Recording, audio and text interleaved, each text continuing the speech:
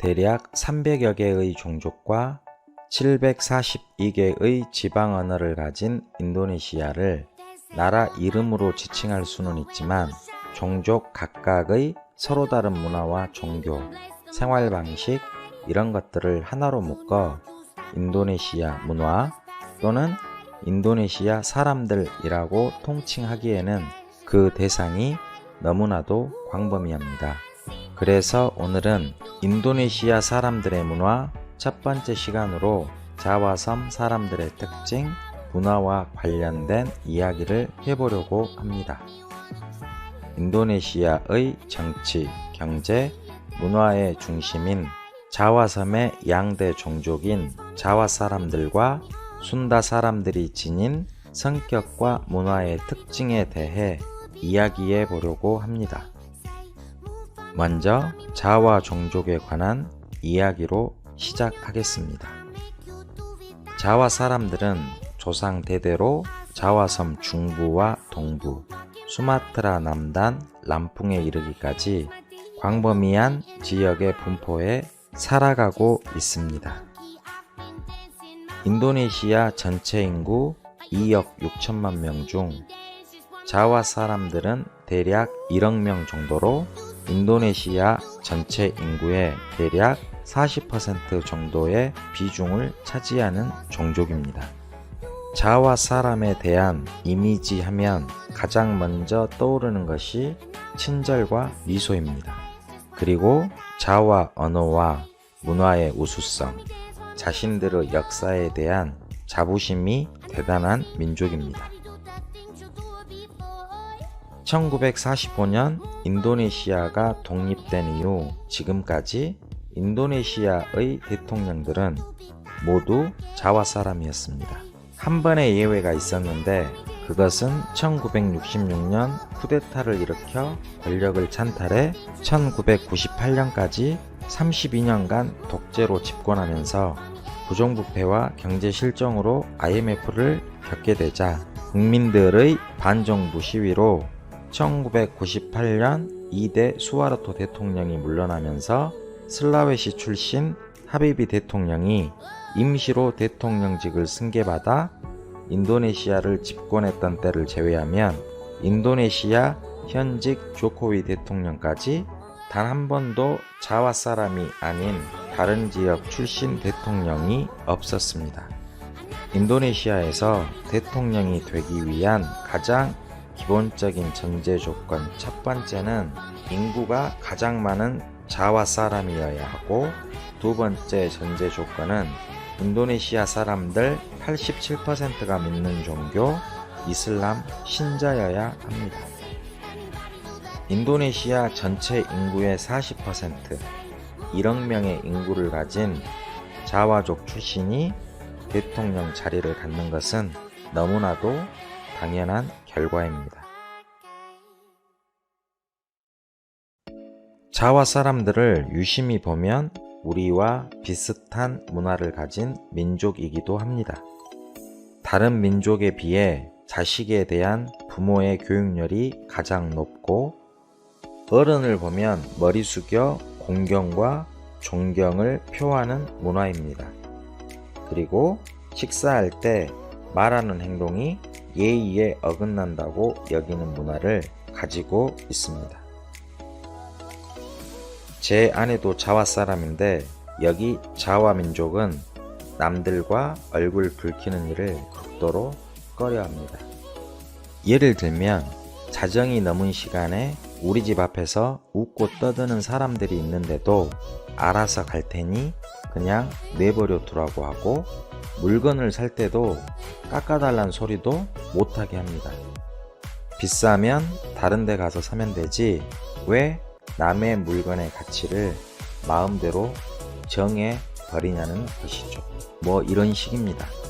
남들과 문제 자체를 만들지 않는 것이 이곳 자와 사람들이 가장 중요하게 여기는 덕목입니다. 남에게 언성을 높인다거나 화를 내는 것은 스스로 절제를 못하는 사람이라고 여기는 문화입니다. 제가 여기 족자카르타에서 거의 10년을 살았지만 길거리나 시장에서조차도 서로 언성 높여 싸우는 사람들을 단 한 번도 본 적이 없습니다. 정말 인내력 하나는 대단한 민족입니다. 사람 사는 데가 다 똑같지 설마 그 정도까지 하겠어? 네, 여기 사람들 정말 이렇게 살아갑니다. 자와 사람들은 이 정도로 하고 다음은 순다족 이야기를 해보겠습니다.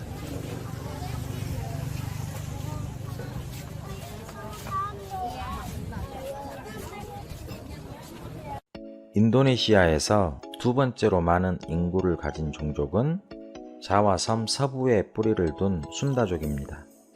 대략 4천만 명, 인도네시아 전체 인구의 15.5%의 비중을 차지하는 민족이 순다족입니다. 인도네시아에 사는 300여 개의 종족 중 이 두 종족, 자와 사람과 순다 사람의 인구 비율이 대략 56%, 1억 4천만 명 정도 됩니다. 순다 사람들의 특징은 경제적 어려움이 없는 비교적 부유한 종족이라고 많은 현지 인도네시아 사람들이 말합니다. 이유는 아주 간단합니다. 순다 사람들이 옛날부터 터를 잡고 살았던 근거지가 인도네시아 수도 자카르타와 반둥, 그 주변 지역인데 자카르타는 인도네시아 정치 경제의 최대 거점이기 때문에 다른 종족들과 비교했을 때 상대적으로 쉽게 경제적인 지위를 가질 수 있었다고 말합니다. 충분히 일리가 있는 의견입니다.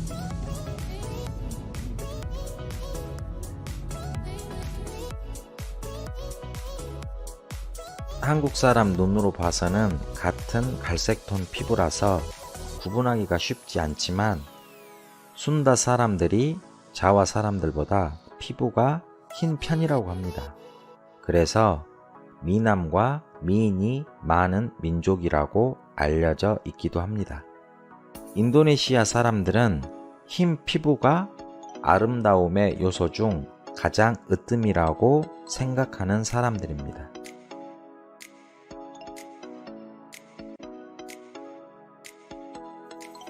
순다 사람들은 인도네시아 내에서 가장 합리적으로 사고한다는 평가를 받는 민족입니다. 이렇게 합리적으로 사고한다는 것을 부정적으로 평가하는 일부 사람들한테는 너무 계산적이라는 비난을 받기도 하지만 순다 사람들도 역시 성격이 온순하고 차분한 편입니다. 하지만 자와 사람들과 달리 화를 내야 할 때는 화를 내고 잘잘못을 따져 해야 할 말은 꼭 하는 성격이라는 외부의 평이 많습니다.